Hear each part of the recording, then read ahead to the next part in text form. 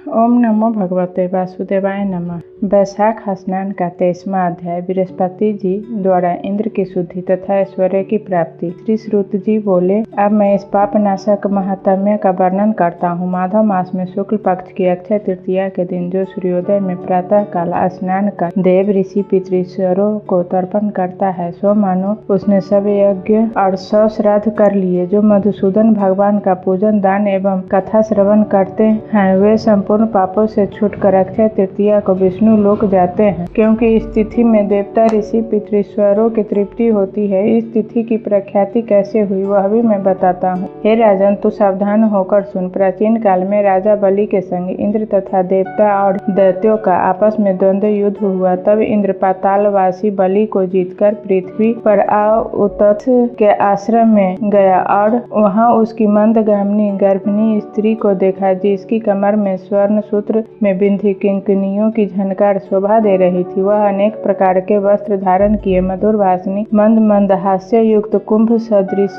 Pin कुचों से अपूर्व शोभा दे रही थी। उसके कमल समान मुख, नील कमल जैसे सुंदर नेत्र थे। केतकी के उदर के समान पीत और मनोहर गंडस्थल द्वार परिश्रम से श्वास भरती हुई दिनाक्षी पर्णकुटी की ओर मुख किए अपने पर्यक पर शयन करती हुई देख इंद्र को मोह उत्पन्न हुआ और बलपूर्वक उस गर्भिणी स्त्री से भोग करने लगा। तब गर्भस्थ पिंड ने अपने गिरने के भय से दुखी हो अपने पांव से योनि मार्ग को ढक दिया, जिससे इंद्र का वीर पृथ्वी पर ही गिर पड़ा। तब गर्भस्थ शिशु पर इंद्र ने महान क्रोध किया और रोष के मारे लाल लाल नेत्र करके शाप दिया कि हे दुर्बुद्धे, तूने पांव से योनि मार्ग को रोका, इसे तू जन्मांध हो। तब दीर्घत महान पांवों से वीर के संचालन से जयंत के समान हुआ। तब इंद्र ऋषि के शाप के भय से शीघ्र भागा। उसे भागते हुए देख उतथ के सब शिष्य हंसने लगे। तब इंद्र लज्जा के मारे मेरु की कंदरा में जा घुसा और वहां बैठकर उग्र तप करने लगा। तब राजा बलि और उसके साथी दैत्यगण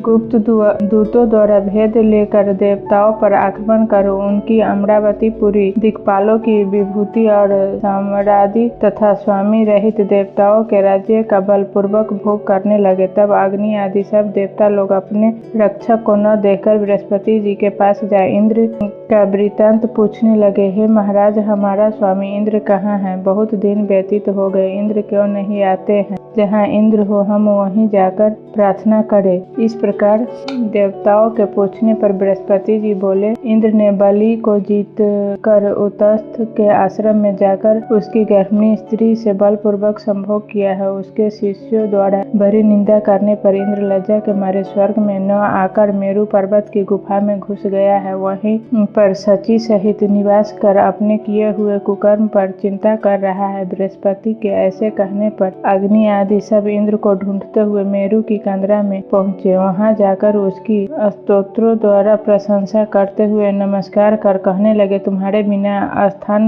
भ्रष्ट होने से हम जगह जगह भटक रहे हैं, क्योंकि दैत्यों ने हमको बड़ा क्लेश दे रखा है। तुम चल कर शत्रुओं का दमन करो। ऐसी स्तुति सुनकर इंद्र गुफा से बाहर आया और लज्जा के मारे कुछ कह न सका। तब बृहस्पति जी बोले, इंद्र तू शंका अथवा सोच मत कर। संपूर्ण जगत कर्माधीन है। मान अपमान, सुख दुख, लाभ हानि, हार और जीत पूर्व कर्मानुसार मिलते हैं। बुद्धिमान सोच नहीं करते। तुमको यह दुख प्रारब्ध से मिला है। गुरु की बात सुन। इंद्र ने कहा, हे मानव, पर स्त्री गमन के दोष से मेरा बल, वीर्य, यश, मंत्र शक्ति, शास्त्र शक्ति, विद्या शक्ति आदि सब नष्ट हो गई है। इसलिए मैं यहाँ गुप्त निवास कर रहा हूँ। इंद्र की यह बात सुन बृहस्पति सहित सब देवता कांति देने के लिए विचार करने लगे। बृहस्पति जी बोले, मधुसूदन भगवान के प्रिय वैशाख मास में जो सभी तिथि बड़ी पुण्य रूप है, उसमें शुक्ल पक्ष की अक्षय तृतीया के दिन को स्नान तथा दान आदि सधर्म